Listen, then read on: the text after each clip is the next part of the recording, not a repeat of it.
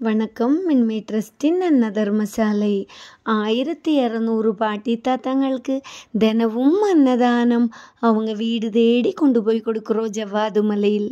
இன்னைக்கு வேலூர் அணைக்கட்டு பாபு ஐயாவுக்கு திருமண நாள் நல்வாழ்த்துக்கள் ஐயா. நீங்களும் உங்கள் ஃபேமிலியும் நீடூழ் வாழணும், நல்ல சந்தோஷமாக இருக்கணும்னு நாங்கள் எல்லாரும் வாழ்த்துக்கிறேன் ஐயா. அதே மாதிரி இன்னைக்குள்ள அன்னதானத்துக்கு ஏற்பாடு பண்ணதுக்கும் ரொம்ப நன்றியை தெரிவிச்சுக்கிறேன்.